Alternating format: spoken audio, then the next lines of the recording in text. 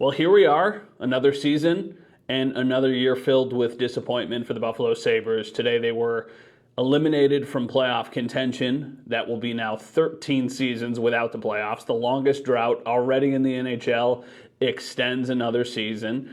There are so many different ways we can go with this team, but it just feels like it was such a missed opportunity in a year where the Eastern Conference wasn't that competitive. I mean, these other teams that are in the playoff race aren't that good, and the Sabres were still not good enough to get past them. They take a step back. All of their players, not all of them, but a significant amount of players either were the same this year or regressed. They finally got good goaltending from Ukko-Pekka Luukkonen, and it still wasn't enough. I mean, we sat here, myself included, several times last season and said the Sabres, but with a goalie. That would be a really dangerous team. Well, this season they had a goalie. It took them a little bit longer to get to that point than I think they probably should have, but Ukko-Pekka Luukkonen was really good. If you were asking me right now who was their MVP this season, it's probably him. Maybe Rasmus Dahlin. So they get the goaltending, but then the scoring regression just hits them smack in the face, and it was almost across the board. Almost every single player failed to live up to the expectations that they had going into the season. Now, there were some pleasant surprises, like J.J. Peterka, like Zach Benson. Zach Benson's season was a pleasant surprise, not the goal scoring, but I think he's going to be a really nice player. But look what happens to Tage Thompson. Now, I know there was an injury there, but not even close to the same level of production we saw a year ago. Dylan Cozens is the one that is just baffling to me. That went from a guy who I thought had superstar potential to a player who does not look even like the same guy this season. Now, he's young enough. He's got the talent. I think next year he will bounce back in a big way. But I don't think it's any longer like a foregone conclusion that your top two centers have to be Tage Thompson and Dylan Cozens. They didn't show me enough this season to think those guys are definitely the future down the middle. Last season, I would have said that. Last season, I would have said, okay, you know you're set at center with Tage Thompson, with Dylan Cozens. But, I mean, it just was not there this year. I'm not as concerned about Tage because I think we saw it in the last, month of the season, him kind of return to form. Dylan Cozens is the one that just is a real head-scratcher to me. I still really like the player. I like the different ways he plays the game. I like the physicality. I like the intensity. There were too many times this year when he's trying to make a deke that he shouldn't be making. He's not finishing.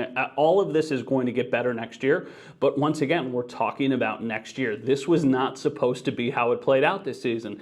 This is why they, at the beginning of the season, brought back Kyle Oposo for another year. It's why they went out and signed a veteran defenseman like Eric Johnson to try and, push them over the hump, and he did not work out, and Kyle Oposo gets traded, and all of these things that they tried to do did not work. The only thing that they did that worked was Ukko-Pekka Luukkonen. The plan before the season was for Devin Levi to be the starter. That didn't work. It was for Eric Comrie to be a backup. That didn't work. Luukkonen, who was going into the season as their 2/3 goalie, he far exceeded expectations. And then after that, it was just like nobody else really, besides Peterka, knocked anybody's socks off this year. The Quinn injury really hurt them. The Mattias Samuelsson injury really hurt them. But I hate when you talk about these injuries because then it almost comes off as an excuse. There's way too many. Every team in this league is dealing with an injury. And when you've done this for so many years, you don't get the benefit of the doubt anymore. The Sabres no longer get the benefit of the doubt here because it's the same thing we've seen over and over again.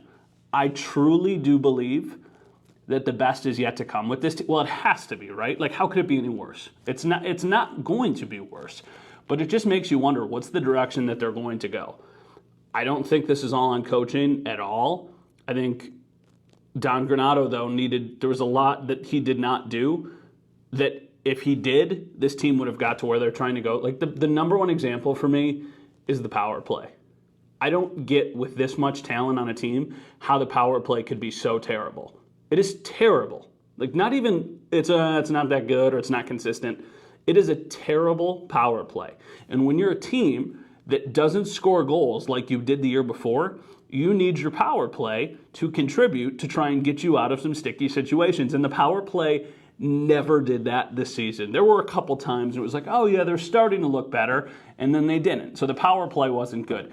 I'm really interested to see what happens. I really do not think that they are going to move on from Don Granato. I don't think it's going to happen. Whether or not it should happen is a completely different conversation. But I don't think it does. I think next season we see Don Granato coaching this team with a bunch of new assistant coaches in a very similar roster to what we saw this year. I don't think that's the right idea. I think that they need to make some bigger tweaks to this team than they did this past season. But I don't have a ton of faith that they will because of all the guys they've got under contract and how young some of those players are. So I don't exactly know what's going to happen. This is a crucial offseason. It is such a big one. Once again, we're talking about the NHL draft lottery. Once again, we're talking about what can this team do to try and get over the hump. But it is really disheartening to see them take such a big step back after last season. After last season, it was okay. They're knocking on the door, and this season, they're not even close to being as good of a team as they were last season. I mean, the standings obviously show you that, but just watch them play. Last year, they looked like they could go toe-to-toe with a lot of teams in the league, but they were missing the goaltending. This year, they got great goaltending, but it feels like every other night, they start the game down 2-0, down 3-0. You know, it's funny. The game the other day against Detroit was kind of a strong microcosm of the entire season. It was they played 5 bad minutes, they get behind, and then they can't score goals to erase their mistakes. And this season has been about them not being able to score goals, and the power play being way too bad, and just inconsistent stretches and slow starts. That's how you could kind of sum up the entire season. I know I'm rambling. It's a massive disappointment for the Sabres this season. It is a really, really big shame that with the talent they had, they were not able to take the next step. And instead of not even coming close, they took a step back. And that's why these next couple weeks are going to be very, very interesting.